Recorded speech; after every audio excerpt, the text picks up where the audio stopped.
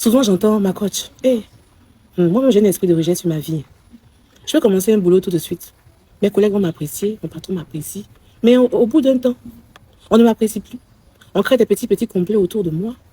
Mon patron ne m'aime plus. Et je vais quitter ce boulot, aller dans un autre boulot. Au début, ça sera pareil, on m'aime, mais après, on ne m'aime plus. Même dans ma famille, c'est pareil. Partout où je pars, c'est pareil. Ah, ça là, ma coach, il faut voir. Parce que ça, c'est un esprit de rejet, un esprit de sorcellerie.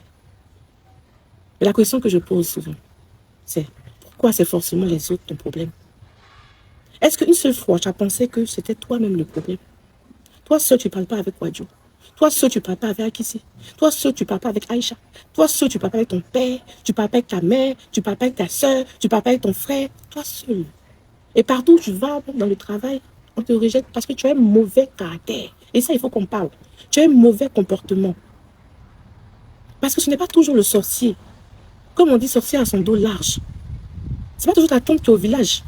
Ou ton oncle, ou ton grand-père, ou je ne sais pas qui. Souvent, le problème, c'est toi-même.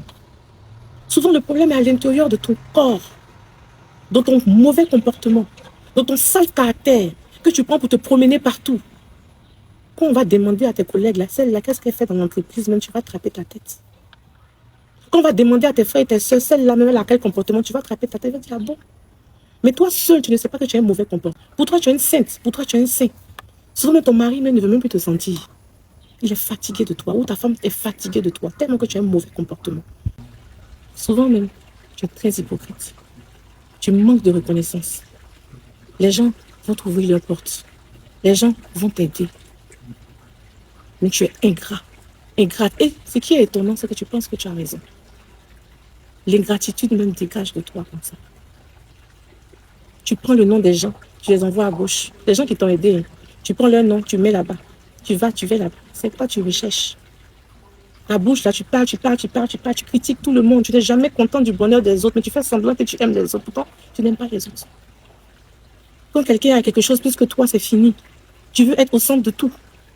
Tu veux être le centre de tout. Tout n'a qu'à briller comme chez toi, forcément. Donc, devant les autres, tu applaudis les autres, mais dans ton cœur, tu n'es pas contente. Tu envies les autres tout le temps. Mais à quel moment tu t'assois pour réfléchir à toi-même? Qu'est-ce que j'ai besoin de changer en moi? Qu'est-ce que j'ai besoin de faire que je ne fais pas? Mais tout ce qui t'intéresse, oh, je dois prier contre mes ennemis. Quand tu vois même sur Facebook, quand on met un message, oui, Dieu va lutter contre tes ennemis. Dieu va t'envoyer la victoire. Va te dire, amen, amen, au nom de Jésus. Dieu va lutter contre tes ennemis. Pourquoi? Réfléchissez de manière spirituelle, pas de manière religieuse. Tes ennemis là, tu penses qui les envoie? Dieu envoie les ennemis dans ta vie justement. Dieu envoie ces épreuves là justement pour que tu puisses te réveiller. Pour que tu puisses travailler ton caractère, ton mauvais comportement. Pourquoi? Parce que en ayant un mauvais comportement, tu génères des vibrations négatives. Ta vibration que tu portes, même ce que tu dégages là, c'est pas propre, c'est négatif. Donc, automatiquement, les gens vont s'éloigner. Automatiquement, tu vas voir que tu as toujours les mêmes blocages. Tu luttes contre le sorcier jusqu'à mais tu ne changes pas à l'intérieur de toi, c'est zéro, ma chérie, mon chéri. Dis mon chéri. C'est zéro. Avant de travailler le démon extérieur, il faut travailler d'abord le démon intérieur. Ouvre ton intérieur toi-même. Moi, je continue de travailler en moi. On a tous de l'ombre en nous. Ton ombre, il faut t'asseoir, tu vas travailler dessus. Et arrête de te plaindre toujours que ce sont les autres. Ce sont les autres. C'est eux, c'est eux, c'est eux, c'est eux, c'est eux. Pourquoi le sorcier, c'est toi, il attaque toujours et puis n'attaque pas l'autre? Pourquoi? Parce que tu vis bas. Si tu as une basse vibration, mais ils vont t'attaquer. Moi aussi, ma vibration est comme ça. Le sorcier, il vibre comme ça. Mais il peut m'attaquer. Si ma vibration est comme ça, le sorcier, lui, il vibre comme ça. Donc, il ne peut pas te regarder, il ne peut pas te toucher. Si tu te mets la même vibration que lui, il va t'attraper. C'est pour ça que les hommes spirituels ne luttent pas contre les sorciers. Ils n'ont même pas ce temps. Les religieux, oui, chaque jour, tu as les grippes, je brille. Plus c'est ton père, mais le feu, plus c'est ta mère. C'est quel travail, ça? Juste monte ton vibration. Les hommes spirituels n'ont pas besoin de crier. Parce que leur vibration est élevée. Parce que quand le sorcier voit un homme spirituel là, il passe à côté, il ne peut pas le toucher. Donc au lieu de lutter contre la chair et le sang, fais monter ta vibration, élève ta vibration. Et pour cela, je te donne un exercice à faire. Parce que quand, même sur ma page, quand je mets secret spirituel, là, tu vas voir les 10 000 j'aime, les combien de mille de partages et tout. Mais quand on met quelque chose pour travailler sur toi, là, ça là, c'est 1000 j'aime, 1500 j'aime, 2000, ça ne vous intéresse pas. C'est seulement ceux qui sont spirituels là que ça intéresse. Mais toi, travailler sur toi, là, c'est trop te demander. Tu veux quelque chose, s'il n'y a pas un bain là-bas, un secret, rapidement, je vais faire, et puis les choses vont se débloquer, mon cher. Tant que tu n'as pas travaillé là, à l'intérieur de toi, ça ne se débloque pas comme ça. Voilà pourquoi depuis toutes ces années, tu es encore dans les mêmes situations récurrentes.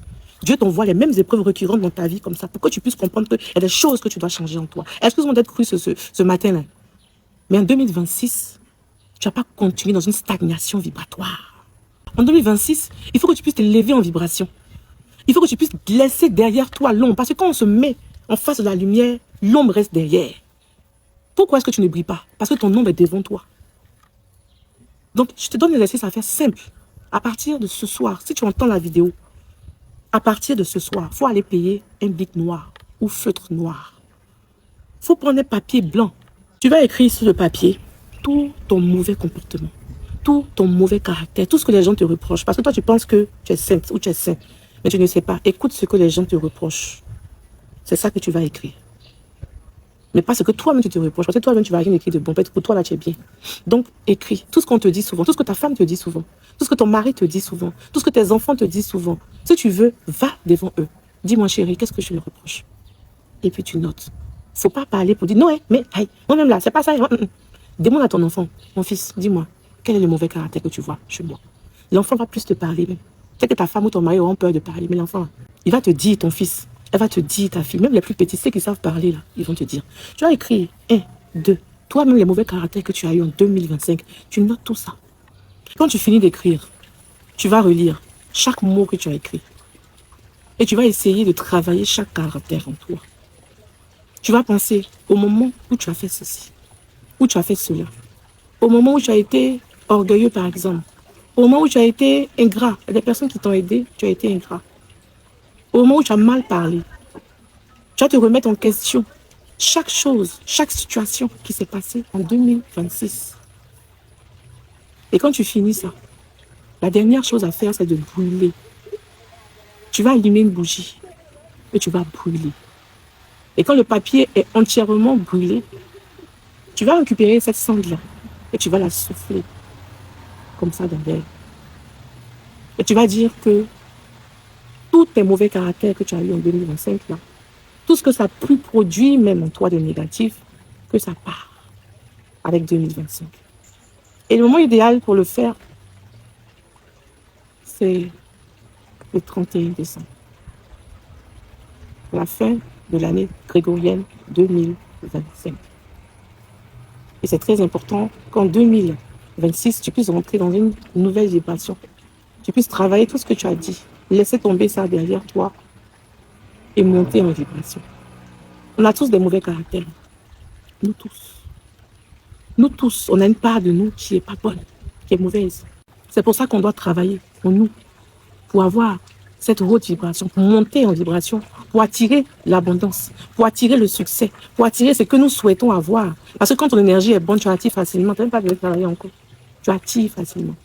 Tu deviens comme un élément d'abondance. Et aussi très important, tu as écrit tes mauvais comportements. Tu as fait sans doute du mal à quelqu'un en 2025. Va demander pardon. Va t'excuser. Va parler. Tu sais que tu n'as pas raison, mais tu as assis dessus. Il faut aller parler.